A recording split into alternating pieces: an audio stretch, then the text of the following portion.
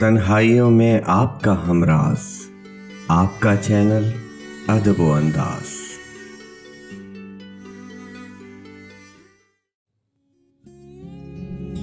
वो खत के पुर्जे उड़ा रहा था, हवाओं का रुख दिखा रहा था। बताऊं कैसे वो बहता दरिया, जब आ रहा था तो जा रहा था। कुछ और भी हो गया नुमाया, मैं अपना लिखा मिटा रहा था। धुआं धुआं हो गई थी आंखें, चिराग को जब बुझा रहा था। मुंडेर से झुक के चांद कल भी पड़ोसियों को जगा रहा था। उसी का ईमा बदल गया है, कभी जो मेरा खुदा रहा था। वो एक दिन एक अजनबी को मेरी कहानी सुना रहा था।